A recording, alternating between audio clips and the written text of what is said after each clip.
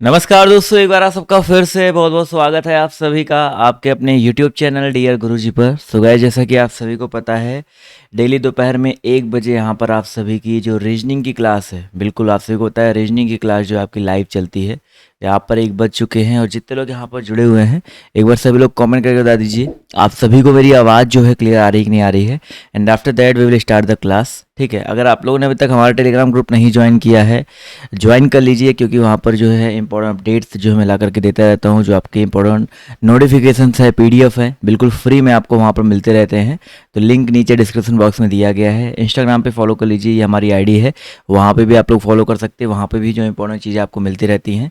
मेरी क्लासेज जो है डेली अनअकैडमी के प्लेटफॉर्म पे भी चलती है। आप सबको होता है डेली मेरी क्लासेज जो है अनअकैडमी के प्लेटफॉर्म पे चलती है। सिंपली आपको अनअकैडमी का लर्निंग ऐप डाउनलोड करना है, मुझे वहाँ पर फॉलो कर लेना है, और इनवाइट कोड हमारा है डियर गुरुजी। देख लीजिए भाई, ये हमारा इनवाइट कोड है डियर गुरुजी, और आप इस कोड का यूज करके अनअकैडमी पर मेरी क्लासेज जो है ले सकते हैं। ठीक है, थोड़ा सा इंतजार कर ले यार, धीरे धीरे लोग जुड़ रहे हैं। शेयर कर दो धड़ाधड़, जिससे और भी लोग जो है जुड़ जाएं। और अनअकैडमी पर अगर आप लोग प्लस में जुड़ना चाहते हैं तो प्लस में भी जुड़ सकते हैं। बहुत सारे एडवांटेज है आपको यहाँ पर प्लस में जुड़ने के। टेस्ट सीरीज यहाँ पर मिलता है, फ्री पीडीएफ मिलते हैं। बैच कोर्सेज की बात करते हैं तो लेखपाल, यूपीएसआई, ट्रिपल एससी, लेखपाल, इन सब के लिए जो बैच कोर्सेज आपके लगातार चल रहे हैं। और ये हमारा कोड है डियर गुरुजी, इसी कोड का यूज करके आप लोग अनअकैडमी प्लस पर भी जुड़ सकते हैं। ठीक है, तो चलिए स्टार्ट करते हैं आज के सेशन को। रीजनिंग और मैथ दोनों यहाँ पर देखने को मिलेगा। और पहला क्वेश्चन देखिए, कल आप सभी को पता है यहाँ तक हुआ था, जिसने वीडियो देखा होगा आप सभी को पता होगा, आपका यहाँ तक हो चुका था। और आज का जो पहला प्रश्न देखिए आपके सामने यहाँ पर ये रहा। बहुत ही सिंपल सा क्वेश्चन है। कह रहा है भाई 6 टीम है एक फुटबॉल प्रतियोगिता में, प्रत्येक टीम को शेष अन्य टीमों से एक एक मैच खेलना है। भाई भाई टोटल 6 टीम है, ठीक है, और एक फुटबॉल प्रतियोगिता में प्रत्येक टीम को अन्य टीमों से एक एक मैच खेलना है। तो कुल कितने मैच खेले जाएंगे? इसका एक सिंपल सा शॉर्ट ट्रिक होता है कि 6 टीम है, उनको भाई जो 6 टीम है, एक टीम अगले 5 टीमों के साथ खेलेगी ना, तो 6 × 5 कर दो, तो टोटल मैच कितने हो जाएंगे? क्योंकि भाई एक टीम 5 मैचों के साथ खेल रही है, तो डिवाइड बाई 2 कर देते हैं, तो आपका कितना आ जाता है? 6×5 = 30/2, 15 आ जाता है। ये तो हो गया भाई शॉर्ट ट्रिक, हो गया भाई, 15 यहाँ पर आ गया। लेकिन इसका बेसिक समझो क्या कहना चाह रहा है भाई। जैसे मान लो 6 टीमें हैं, इसको पूरा मिटा देते हैं, इसका बेसिक समझाते हैं। ये तो भाई आपका हो गया भाई शॉर्ट ट्रिक वाला। बेसिक बहुत ज़रूरी होता है, समझिए। मान लीजिए 6 टीम है, ए, बी, सी, डी, ई और एफ। ठीक है, अब मान लीजिए ए अगर खेलेगी तो शेष 5 टीमों के साथ खेलेगी। ठीक है, बी की अगर हम बात करते हैं, क्योंकि वो भाई ए अगर 5 टीमों के साथ खेल रही है, तो जो बी है वो अगर A B C D E F से खेल रही है, तो जो बी है वो ऑलरेडी एक एक के साथ खेल चुका है, तो ये 4 टीमों के साथ खेलेगा। ठीक है, इसी तरह जो सी है, ए और बी से ऑलरेडी खेल चुका है, तो ये 3 टीमों के साथ खेलेगा। डी की बात करते हैं तो ये 2 टीमों के साथ, क्योंकि ए खेल चुका है, बी भी खेल चुका है, सी भी खेल चुका है, तो बचा हुआ डी, ई और एफ के साथ खेलेगा। ई की बात करते हैं तो ये भाई एक ही टीम बचा है, एफ उसके साथ खेलेगा। और एफ की बात करते हैं, A B C D E F सबके साथ खेल चुका है।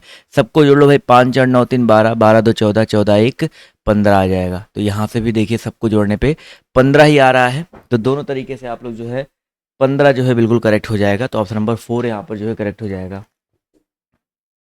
चलिए अगला क्वेश्चन देखिए, आपसे यहाँ पर क्या पूछा गया है।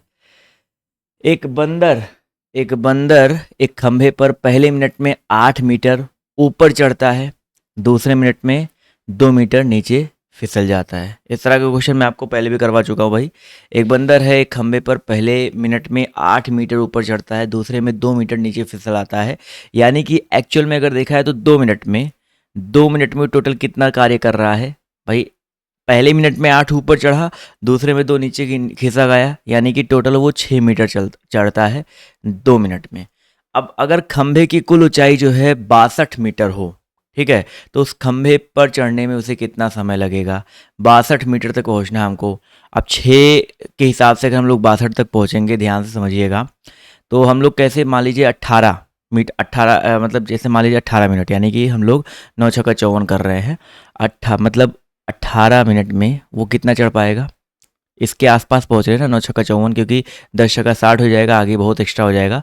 तो 19 से यहाँ पर कर देते हैं, 9 से गुणा कर देते हैं, तो 9 दूनी 18 मिनट में आपका 54 मीटर चढ़ेगा। यहाँ तक क्लियर है कि भाई अगर 2 मिनट में 6 मीटर चढ़ रहा है तो 18 मिनट में वो 54 मीटर चढ़ेगा। और जैसे 19वां मिनट आएगा, ठीक है, मुझे पता है कि 1 मिनट में 8 चढ़ रहा है, तो 18 से जैसे 19वें पे आएगा तो 8 और चढ़ जाएगा, तो 54 में 8 जोड़ दीजिए, तो 8 4 12 62 पे आ गया कि नहीं आ गया भाई। तो यहाँ पर 19 मिनट टोटल, ठीक है, वो कितना मिनट लेगा भाई, 19 मिनट लेगा, वो 62 मिनट जो है आपका, 62 मीटर जो आपका चढ़ जाएगा। अब आप लोग सोच रहे हो कि हम 20 मिनट पे क्यों नहीं गए भाई। 20 मिनट पे अगर हम लोग जाते तो आपको पता है ना कि 20 मिनट में वो 2 नीचे खिसक आता, यानी कि वो 20 मिनट में सिर्फ 60 ही चढ़ पाता। इसलिए हम लोग यहाँ पर 6 धाम में 60 नहीं लिए, यहाँ पर 20 नहीं लिए, उसके पहले हम लोग 18 से 19 के बीच में हमने चेक कर लिया, आपका आंसर जो आपका आ गया। और इस तरह के क्वेश्चंस मैंने आपको कई बार करवा रखे हैं, कई तरीके के क्वेश्चन करवा रखे हैं। जब भी इस तरह का क्वेश्चन आए तो आप लोग जो है गलती ना करो। तो ऑप्शन नंबर जितने लोगों ने यहाँ पर 4 जवाब दिया है वो लोग यहाँ पर जो है बिल्कुल करेक्ट हो जाएंगे। क्लियर है? चलिए अगला क्वेश्चन देखिए, आपसे यहाँ पर क्या पूछा गया। बहुत सिंपल सा मैथ का क्वेश्चन है, ध्यान से देखिएगा और समझने का प्रयास कीजिएगा कि मोहन ने, आई नो जब मैथ का क्वेश्चन आता है, रीजनिंग का क्वेश्चन आता है तो लोग स्किप करते हैं, बट समझो तभी तो आएगा भाई, फिर नहीं तो बाद में कहोगे सर जी मैथ आया था, रीजनिंग आया था, आप पढ़ नहीं पाए, आप पढ़ना ही नहीं चाहते हो भाई। तो मोहन ने 280 सेंटीमीटर लंबी का लंबा लकड़ी का एक टुकड़ा खरीदा। कितने सेंटीमीटर भाई? 280 सेंटीमीटर, ठीक है। वो इसे 2 टुकड़ों में इस प्रकार काटना चाहता है कि छोटे टुकड़े की लंबाई बड़े टुकड़े की लंबाई का 75% रहे। भाई सिंपल सी बात है यार, यानी कि टोटल 100% जो दिया गया है वो कितना है आपका, 280 सेंटीमीटर है, ठीक है। अब जो एक टुकड़ा 75% हो, एक टुकड़ा 25% हो, यानी कि इस 100 को हमें ऑब्वियस सी बात है क्या बोलते हैं भाई, 75:25 में तोड़ना है। तो यहाँ पर पूछा गया है कि इस प्रकार काटे गए छोटे टुकड़े की लंबाई क्या होगी। अब एक बात बताइए भाई, माना बड़ा टुकड़ा जो है 100% आपका 280 सेंटीमीटर है, तो जो यहाँ पर 100% पूरा आपका कितना आ गया भाई, 280 सेंटीमीटर आ गया। अब इस क्वेश्चन को ध्यान से समझिएगा, बिल्कुल बेसिक से लगाने का प्रयास करेंगे। यहाँ पर कह रहा है कि छोटे टुकड़े की लंबाई बड़े टुकड़े की लंबाई का 75% रहे, यानी कि थोड़ा सा यहाँ पर उल्टा कर दो। क्वेश्चन में क्या कह रहा है भाई, इसका का कह रहा है। जब भी का कहता है तो थोड़ा सा यहाँ पर डिफरेंस समझते हैं। यहाँ पर 280 सेंटीमीटर तो ये पूरी लंबाई हो गई। अब कह रहा है कि जो छोटे टुकड़े की लंबाई है बड़े टुकड़े की लंबाई का 75% हो, यानी कि अगर मान लेते हैं बड़ा टुकड़ा 100 सेंटीमीटर का है तो छोटा टुकड़ा जो है 75 सेंटीमीटर का होगा। तो भाई देखिए, बड़ा टुकड़ा 100, इसका 75 सेंटीमीटर हो गया। दोनों का अनुपात निकालिए, कितना आ जाएगा, 100:75 आ जाएगा। हल करिए, 25 से घटे हुआ 25 चौका 100, 25 से 75, अनुपात आपका 4:3 आ गया। दोनों को जोड़ लिए। यहाँ पर हमसे क्या पूछा गया है, छोटे टुकड़े की लंबाई क्या होगी। छोटा टुकड़ा देखिए 3 वाला है, बड़ा टुकड़ा आपका 4 वाला है, तो छोटे टुकड़े की लंबाई निकालनी है तो अनुपात समानुपात का रूल पढ़ाया गया है। 3 लेंगे और डिवाइड बाई 4, 3 पूरा 7 कर देंगे, और कुल लंबाई कितनी है भाई, 280 है, तो गुणे 280 कर देंगे। 7 चौका 28, 4 3 12, यानी कि 120 सेंटीमीटर आ गया। अगर यहीं पर बड़े टुकड़े की लंबाई पूछी गई तो 4/7 करते तो 160 सेंटीमीटर आ जाता। दो ये तरीके हो गए भाई आपको इस प्रश्न को लगाने के। फिर से एक बार समझ लीजिए, टोटल लंबाई 280 थी। अब यहाँ पर क्वेश्चन कर रहा था कि वो इसे 2 टुकड़ों में इस प्रकार काटना चाहता है कि छोटे टुकड़े की लंबाई बड़े टुकड़े की लंबाई का 75% हो। तो भाई छोटे टुकड़े की लंबाई बड़े का 75% है, यानी कि बड़े को अगर 100 मानेंगे, छोटा उसका 75%, 100 का 75% कितना होता है, 75 होता है, 75 हो जाएगा। दोनों का अनुपात निकाल लिया, 4:3 के अनुपात में आ गए। हमें छोटे टुकड़े की लंबाई चाहिए थी तो अनुपात वाला रूल हमने लगा दिया, 3/कुल यानी कि 4 3 7, और मल्टीप्लाई बाई जो सेंटीमीटर उसकी लंबाई है 280 से मल्टीप्लाई कर दिया। तो यहाँ पर देखिए आपका आंसर 120 सेंटीमीटर आ गया भाई, जो छोटा वाला टुकड़ा था। बड़ा वाला टुकड़ा करना होता तो 4 से मल्टीप्लाई करते तो आपका 160 सेंटीमीटर आ जाता। क्लियर है? चलिए अगला क्वेश्चन देखिए, बहुत ईजी है, उसके लिए मैंने आपको फॉर्मूला बता रखा है। देखिए, और ये घन वाले क्वेश्चन काफ़ी लोग कंफ्यूज रहते हैं भाई। एक किसी ठोस घनाकार आकृति की सभी बाहरी सतहों को एक समान रंग से रंगा गया है तथा उसे इस प्रकार काटा गया है कि उसके 64 बराबर घन बन सके।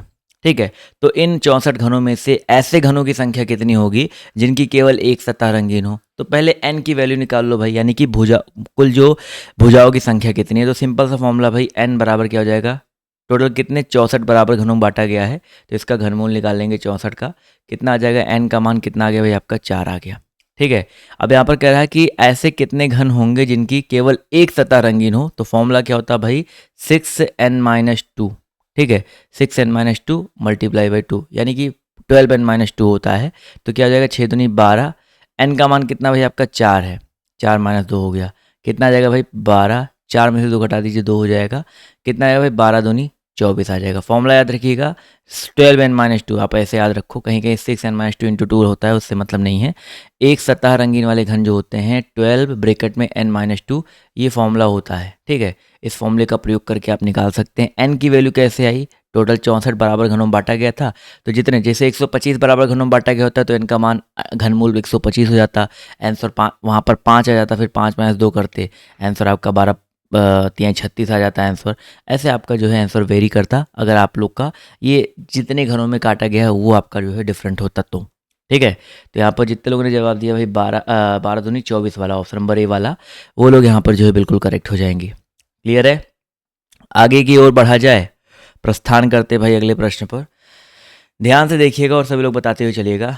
ध्यान से देखिए भाई, एक विद्यालय में पहला पीरियड प्रातः 8:30 बजे शुरू होता है और चौथा पीरियड जो है दोपहर पूर्व 11:30 पे समाप्त हो जाता है भाई। तो प्रत्येक पीरियड की अवधि समान है तथा 2 पीरियडों के मध्य 4 मिनट का अंतराल है। तो एक पीरियड की अवधि बताइए कितनी है।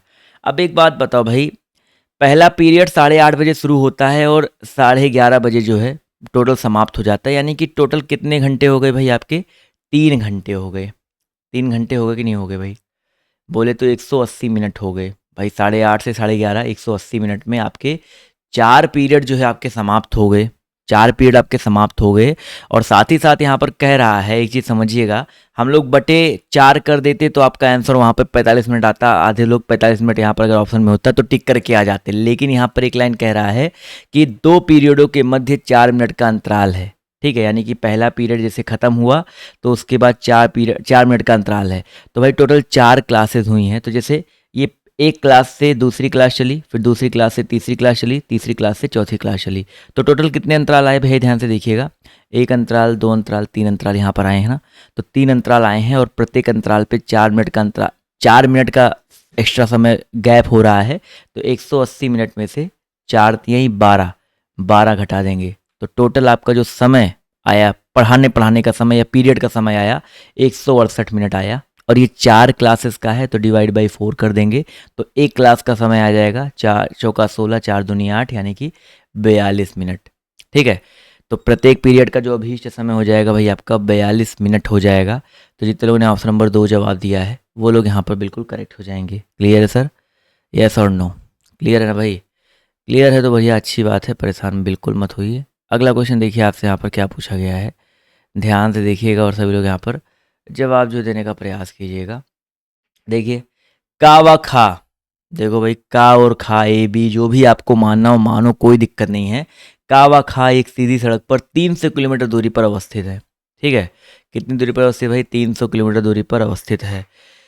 फिर कह रहा है कि राम कार के द्वारा 60 किलोमीटर प्रति घंटा की गति से का शहर से खा शहर की ओर चलता है। मान लेते हैं ये का है भैया, ये आपका खा है, यहाँ पे लिख देता हूँ का, और ये हमारा खा है। इनके बीच की दूरी कितनी भाई आपकी 300 किलोमीटर है।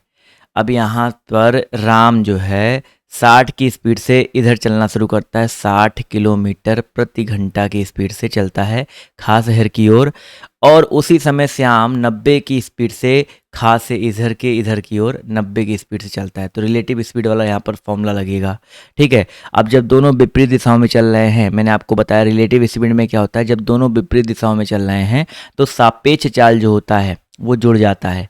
तो सापेक्ष चाल कितना हो जाएगा भाई, सापेक्ष चाल हो जाएगा आपका, इसका 60 है इसका 90 है, तो ऑब्वियस ही बात है 60 और 90 जुड़ जाएगा, 150 किलोमीटर प्रति घंटा हो जाएगा, ठीक है। दूरी दोनों के बीच की कितनी है भाई, दूरी की बात करते हैं तो आपका जो है 300 किलोमीटर है सर जी।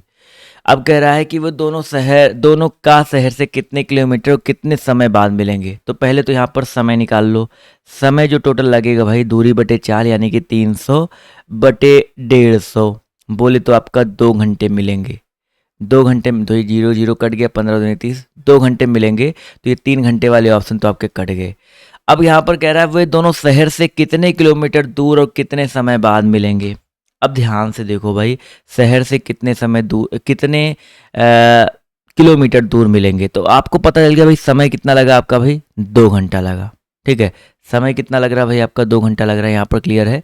अब यहाँ पर किससे दूरी पूछे गए, दोनों का शहर से, दोनों का शहर से कितने किलोमीटर दूर, और का से जो गाड़ी चली थी उसकी स्पीड कितनी थी, 60 किलोमीटर प्रति घंटा था। यानी कि का से 60 किलोमीटर प्रति घंटा चाल से चला जाए तो कितनी दूरी आएगी, दूरी बराबर कितना हो जाएगा भाई, चाल गुणे समय, चाल कितना है 60 है, और टोटल समय कितना लगेगा, 2 घंटे का समय लगा, गुणे 2 कर दो, यानी कि 120 किलोमीटर आ जाएगा। तो टोटल कितना आंसर आ गया भाई, 120 किलोमीटर और 2 घंटा। तो ऑप्शन नंबर 3 वाला यहाँ पर करेक्ट हो जाएगा। समझ में आ गया भाई, बहुत ही आसान सा लॉजिक लगा था यहाँ पर। ऑप्शन नंबर 3, जिसको भी समझ में नहीं आ रहा है, आई नो कुछ लोग को नहीं समझ में नहीं आ रहा होगा, वीडियो को 1 से 2 बार देखें, चाल समय दूरी का कॉन्सेप्ट अच्छे से सीखने का प्रयास करें, चीज़ें अपने आप जो समझ में आएंगी। तो ऑप्शन नंबर 3 यहाँ पर जो है बिल्कुल करेक्ट हो जाएगा। क्लियर है। चलिए भाई, अगला क्वेश्चन देखिए आपसे यहाँ पर क्या पूछा गया है। एक परीक्षा कार्यक्रम दिया गया, ध्यान समझिएगा, इस प्रश्न का जवाब जो देने का प्रयास कीजिएगा। 1 मिनट रुक जाइए भाई। एक परीक्षा कार्यक्रम है ये, आप लोग भी कई बार इस तरह के चीज क्वेश्चन पूछते हो जब पेपर दे करके आते हो कि सही हल करने पर 3 अंक मिलते हैं और गलत हल माइनस मार्किंग वाला भी रूल आप लोग यहाँ पर आज सीख ही लो, ठीक है। सही हल करने पर 3 अंक मिलते हैं, गलत हल करने पर 1 अंक काट लिया जाता है। यदि किसी छात्र द्वारा कुल 110 प्रश्न हल करके 286 अंक प्राप्त किए गए हों तो उससे कुल कितने प्रश्न गलत किए। अब देखो भैया, मान लेते हैं उसने, ऑप्शन के हिसाब से चाहो तो लगा सकते हो, बट मैं आपको बेसिक समझाता हूँ। मान लेते भाई उसने यक्स प्रश्न जो आपके गलत किए, क्योंकि हमें गलत प्रश्न वाले की संख्या पूछी गई है। तो भाई सही प्रश्न उसने कितने किए होंगे भाई, अब भाई कुल उसने 110 प्रश्न अगर हल किए हैं, अगर यक्स उसने गलत कर दिए तो सही कितने किए होंगे भाई, 110 में से एक्स घटा दो, इतने उसने जो है सही किए होंगे। अब यहाँ पर एक चीज़ समझो कि सही हल करने पर उसको 110 3 अंक मिलते हैं, तो सही कितने भाई, 110 माइनस यक्स, इस पे जो है इसको टोटल 3 अंक मिल गए, ठीक है। और गलत हल करने पर 1 अंक काट लिया था तो माइनस कर देंगे, गलत उसने यक्स प्रश्न हल किया था तो यक्स उड़े 1 कर देंगे, और टोटल कितना नंबर पा रहा है भाई, टोटल पा रहा है इनको जोड़ने पे 286 नंबर आ रहा है।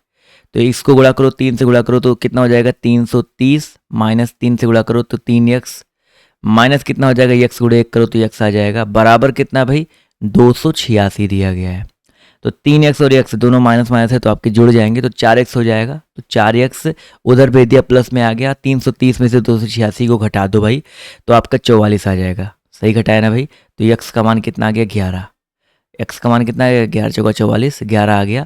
तो उसने भैया 11 प्रश्न जो आपके गलत हल किए थे। आप चाहो तो उत्तर की जांच भी कर सकते हो भाई, 110 में से 11 अगर उसने गलत हल किए थे, 11 अगर गलत हल किए थे तो कितने सही किए होंगे भाई, ऑब्वियस सी बात है 11 घटा दो, 99 सही किए होंगे, तो 99 के हिसाब से 3 गुणा कर दो तो 3 नवाई 27, 3 नवाई 27, 2 29, तो 297 नंबर उसको मिलने चाहिए थे, लेकिन 11 गलत कर दिए तो 1 गलत करने पर 1 अंक कट रहा है, 11 गलत करने पर 11 अंक आपके यहाँ पर कट जाते, तो यहाँ पर देखिए 286 नंबर आपके यहाँ पर आ जाते। तो दोनों तरीके से आपका देखिए 286 आ रहा है, तो आप चाहो तो ऑप्शन मेथड से ऐसे लगा सकते थे, ठीक है। आप इस तरीके से हल करके अगर एक्चुअल आपका यहाँ पर प्राप्त होता लगा सकते थे, उत्तर की जांच भी यहाँ पर देखिए इस तरीके से किया जा सकता है। तो ऑप्शन नंबर 3 यहाँ पर जो है करेक्ट हो जाएगा, ठीक है। अगला क्वेश्चन आपका कह रहा है भाई, यदि अंग्रेजी वर्णमाला को जड़ से आरंभ करके विपरीत क्रम में लिखें तो दाईं ओर से 17वें एवं बाईं ओर से 12वें अक्षर के मध्य कौन सा अक्षर होगा।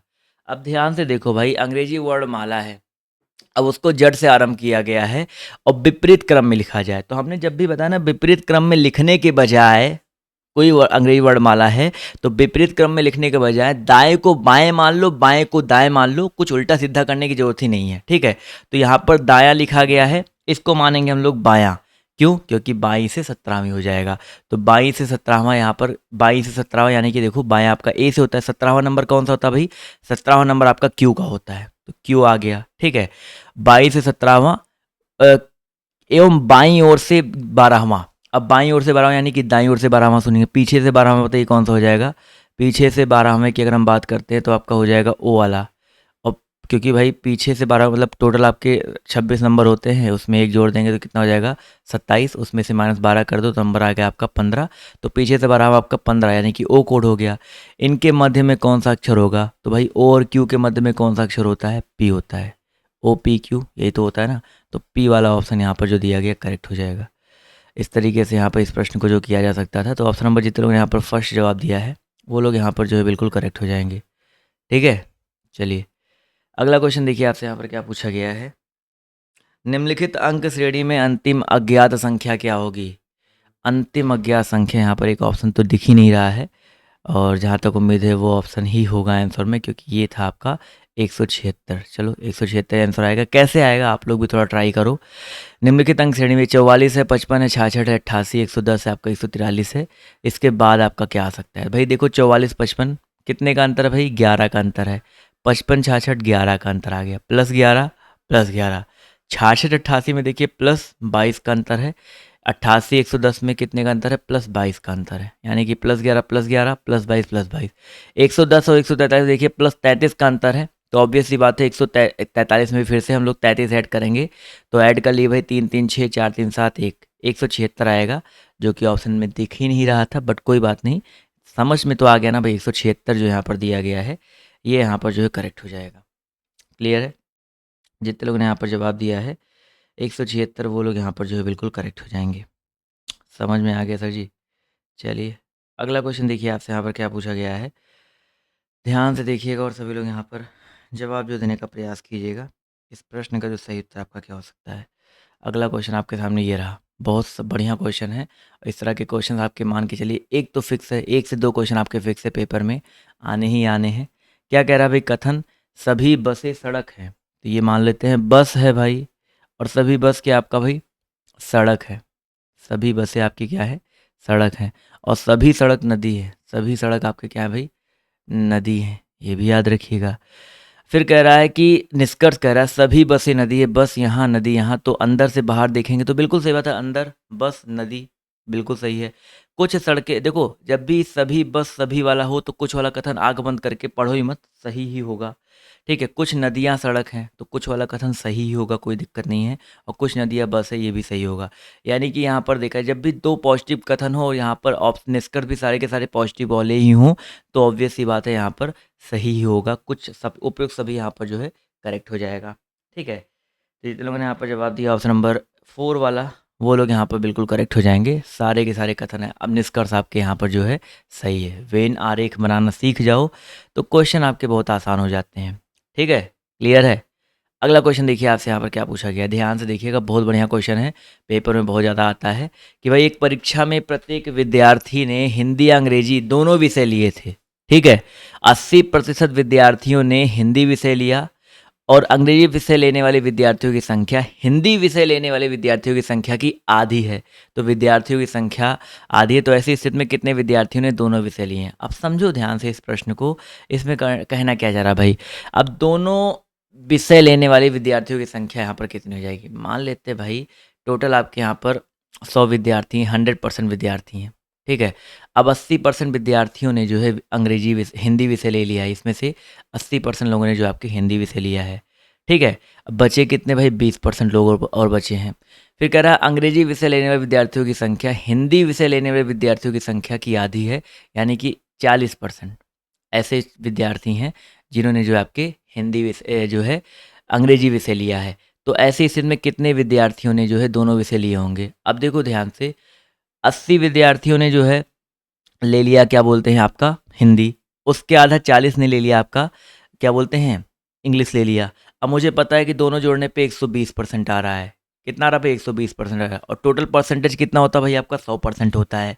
तो यहाँ पर जो ये एक्स्ट्रा 20% आ रहा है, ये कॉमन होगा ना, इन्होंने हिंदी अंग्रेजी दोनों लिया होगा, इसी वजह से ये 20% यहाँ पर जो आ रहा है ऐसे विद्यार्थी होंगे जिन्होंने दोनों विषय लिए होंगे। ठीक है, एकदम लॉजिक से चलता है। यहाँ पर आपके पेपर में अगर मैथ भी आएगा तो वो मैथमेटिकल रीजनिंग वाला मैथ आएगा। ठीक है, जिसको आप लोग बिल्कुल रीजनिंग लॉजिक के माध्यम से जो है आसानी से सॉल्व कर सको। तो ऑप्शन नंबर जितने लोगों ने यहाँ पर जवाब दिया है फर्स्ट वाला, वो लोग यहाँ पर जो है बिल्कुल करेक्ट हो जाएंगे। क्लियर है। चलिए अगला क्वेश्चन देखिए आपसे यहाँ पर क्या पूछा गया है, ध्यान से देखिएगा। एक व्यक्ति की वर्तमान आयु उसके पुत्र की आयु से 5 गुना अधिक है। एक व्यक्ति की वर्तमान आयु उसके पुत्र की आयु से 5 गुना अधिक है। यदि 7 वर्ष बाद दोनों की आयु का योग 68 वर्ष हो तो पुत्र की वर्तमान आयु बताइए क्या हो जाएगी। बिल्कुल सिंपल सा क्वेश्चन है भाई। एक व्यक्ति की वर्तमान आयु उसके पुत्र की आयु से 5 गुना अधिक है, यानी कि मान लेते हैं पुत्र की आयु यक्स है तो उस व्यक्ति की आयु 5x हो जाएगा, क्योंकि 5 गुना अधिक है। 7 साल बाद, यानी कि 7 साल बाद ये x+7 हो जाएगा, और ये कितना हो जाएगा भाई 5x+7 हो जाएगा।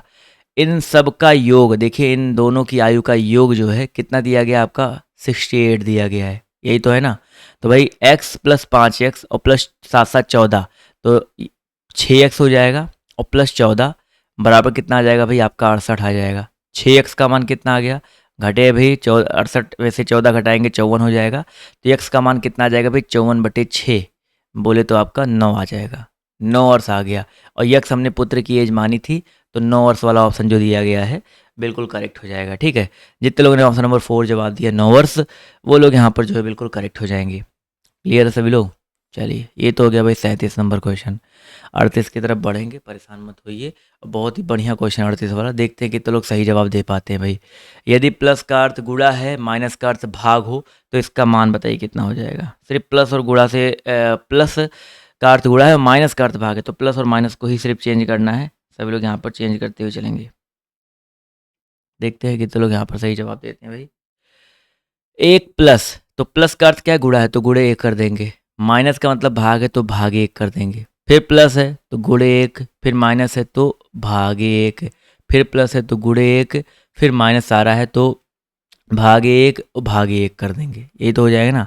अब यहाँ पे इस क्वेश्चन को हल कैसे करेंगे, 1 गुणे जहाँ भाग है उसको 1/1 कर दो। ठीक है, ठीक है, 1/1 कर दिया। फिर गुणे आपका 1/1 यानी कि 1/1 कर दीजिए। फिर गुणे है 1/1 यानी कि 1/1 और भागे 1 ऊपर आपका 1 चला जाएगा।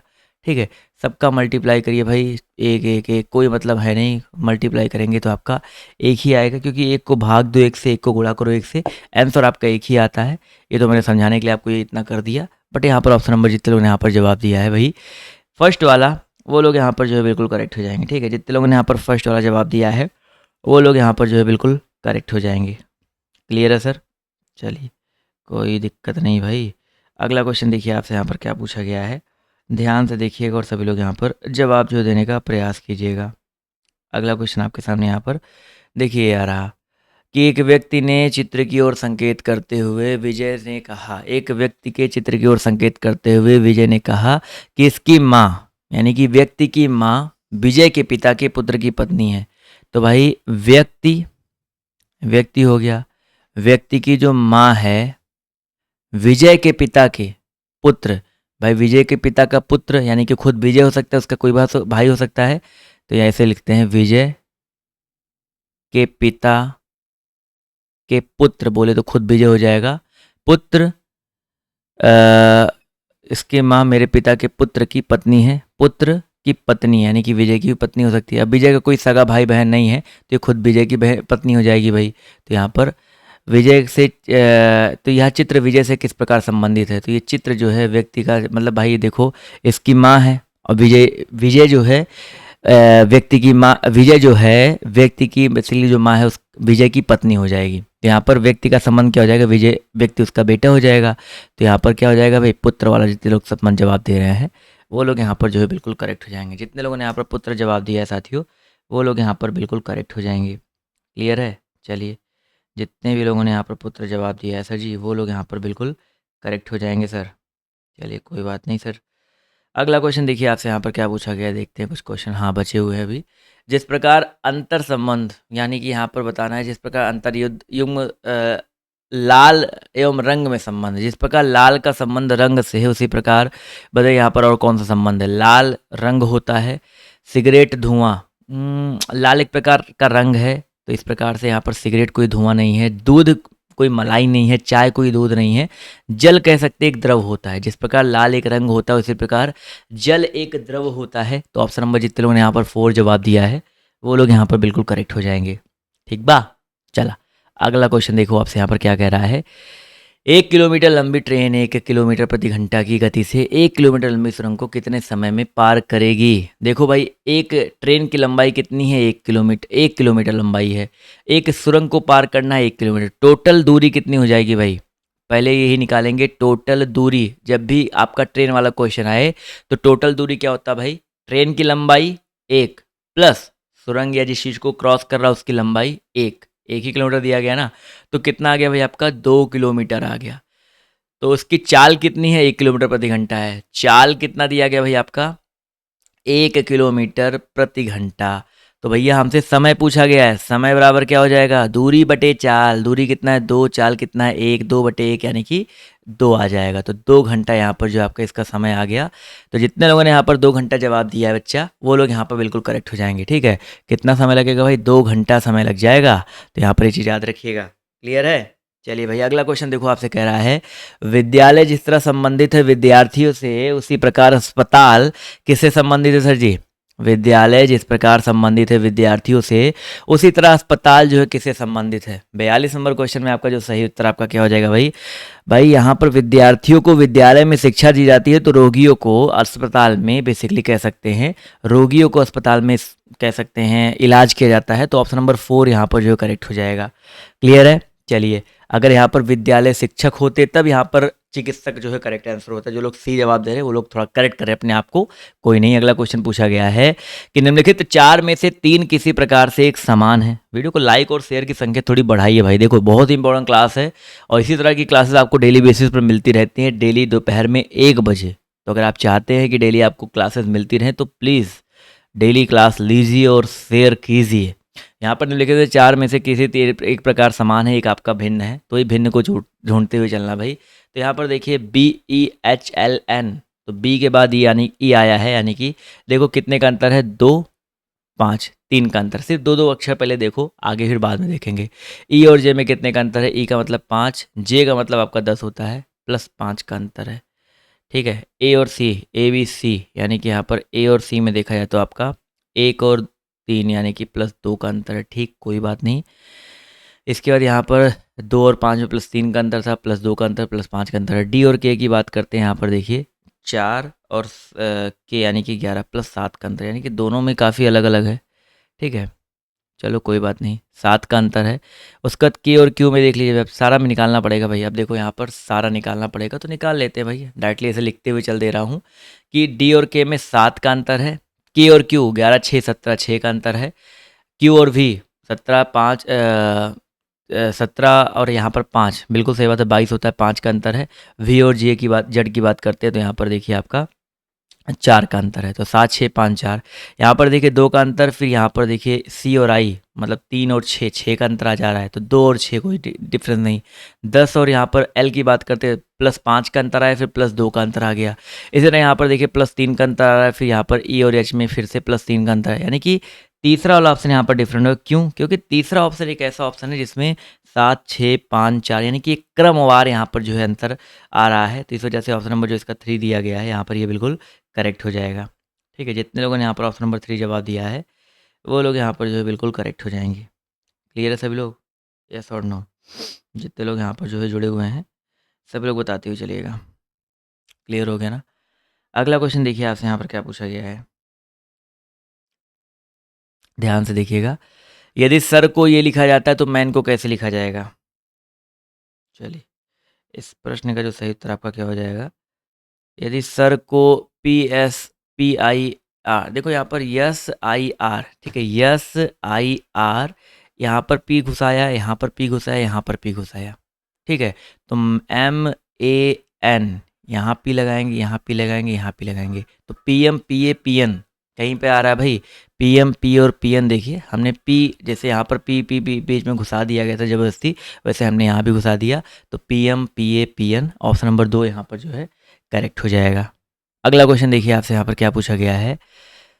कथन सभी प्रिंटर कंप्यूटर हैं और सभी कीबोर्ड कंप्यूटर हैं। कथन दिया गया है सभी प्रिंटर कंप्यूटर हैं। ठीक है, सभी प्रिंटर, ये प्रिंटर हो गया और ये कंप्यूटर हो गया, और सभी कीबोर्ड कंप्यूटर हैं। तो सभी कीबोर्ड कंप्यूटर हैं, यानी कि कीबोर्ड यहाँ भी आ सकता है। ठीक है, कीबोर्ड इसके अंदर भी आ सकता है। 2-3 तरीके से ये फिगर जो है 2 तरीके से बेसिकली बन सकता है। तो अभी हम लोग यही मानते हैं और निष्कर्ष निकालते हैं, सभी कीबोर्ड प्रिंटर हैं। तो क्या कीबोर्ड प्रिंटर सभी हो सकते हैं? मान लो अगर हम यहाँ पे भी बनाते तब भी कुछ ही होता, पूरा नहीं होता।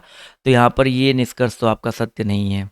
ठीक है, सभी कंप्यूटर कीबोर्ड है। कंप्यूटर भाई पहली बात तो बाहर है और कीबोर्ड अंदर है, तो बाहर से अंदर में ये वाला भी गलत हो जाएगा।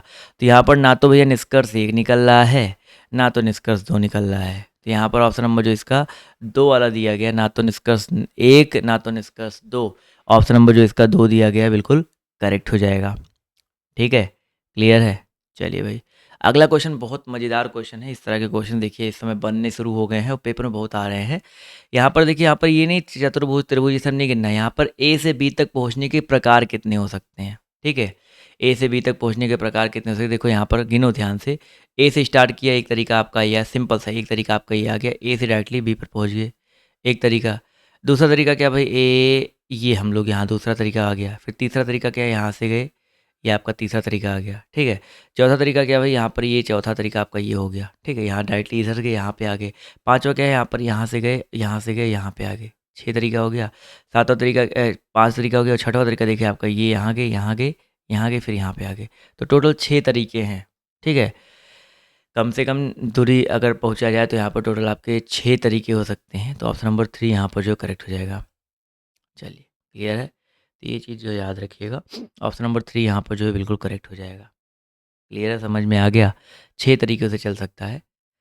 ये क्वेश्चन जो आप लोग के लिए होमवर्क है। ठीक है, ये क्वेश्चन मैं क्योंकि अभी आपका एक क्वेश्चन हो चुका है और ये क्वेश्चन आपका एक होमवर्क है, स्क्रीनशॉट लो और मेन कमेंट बॉक्स में जो है इसका जवाब जो देने का प्रयास कीजिएगा। स्क्रीनशॉट लीजिए और मेन कमेंट बॉक्स से उसमें जवाब दीजिएगा। और आज की ये वीडियो जो है कैसी लगी आप लोग कमेंट करके जो बताइएगा। और मिलते हैं आप सभी से अगली क्लास में, जो कि आपकी 5 बजे जीके की क्लास चलती है, तो उसमें जुड़िएगा। ये क्लास 1 बजे चलती है, रात को 8 बजे क्लास चलती है, सुबह 7 बजे क्लास चलती है। तो टाइमिंग क्लासेस का सब कुछ जो याद रखिए, जिससे आप लोग डेली बेसिस पर जो है क्लास में जुड़ सकें। तो आज की क्लास कैसी लगी आप लोग कमेंट करके जो बताइएगा। तो आज की इस वीडियो में सिर्फ इतना ही। बाय, टेक केयर, जय हिंद, जय भारत। धन्यवाद आप सभी का इस सेशन में जुड़ने के लिए।